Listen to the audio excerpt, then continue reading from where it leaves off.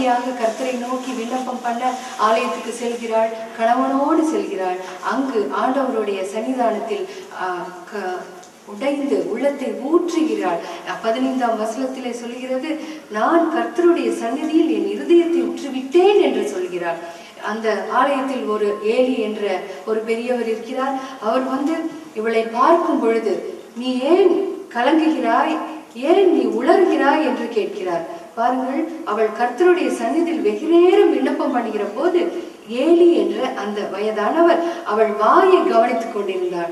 அன்னாள் தன் இருதயத்திலே பேசினாள். அவளுடைய உதடுகள் மாத்திரம் அசைந்தது, அவள் சத்தமோ கேட்கப்படவில்லை. ஆகையால் அவள் வெறித்திருக்கிறாள் என்று ஏலி நினைத்து அவளை நோக்கி, நீ எதுவரைக்கும் வெறித்திருப்பாய், உன் குடியை உன்னை விட்டு விலக்கு என்று கூறுகிறார். அவளுடைய சூழலை அவர் அறிந்து கொள்ளவில்லை, அவளுடைய மன வேதனையை அவர் அறிந்து கொள்ளவில்லை. அவளுடைய வாய் அசைவை மட்டும் பார்த்து அவள் குடித்திருப்பாளோ என்று எண்ணி அவளை கேட்கிறார்.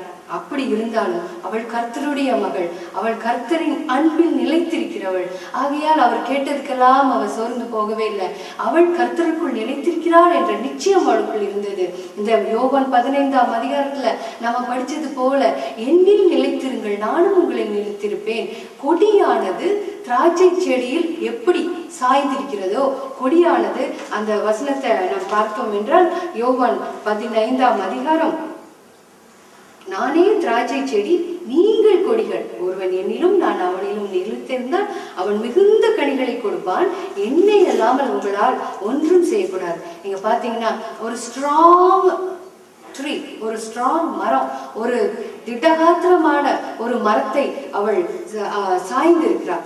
அது கர்த்தர் தான் அவள் சாய்ந்திருக்கிறத பார்க்கிறோம் நம்ம. நானே திராட்சை செடி, நீங்கள் கொடிகள் என்று ஆண்டவர் சொல்கிறார்.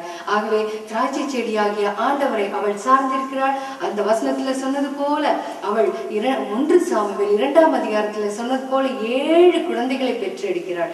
அது பாருங்க, ஒருவன் என்னிலும் நான் அவனிலும் நிலைத்திருந்தால் அவன் மிகுந்த கனிகளை கொடுப்பான். ஆகவே அவளுக்கு நல்லா தெரியுது, எந்த சூழலையும் அவள் கலங்கவே இல்லை. கர்த்தர்ல மட்டும் அவள் நிலைச்சிருந்தா.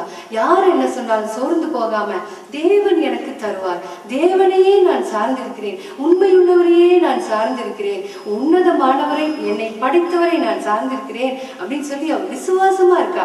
அந்த 15ஆவது வசனத்துல 1 சாமுவேல் 1ஆம் அதிகாரம் 15ஆவது வசனத்துல பாத்தீங்கன்னா, நான் ஊற்றிவிட்டேன் அப்படிங்கிற அந்த ஐயா கேட்கும் போது, நான் கர்த்தருடைய பாதத்துல ஊற்றிவிட்டேன், பாசிட்டிவ் டிகிரி அப்படின்னா உண்மையா அது நடக்கும் அப்படின்னு சொல்லி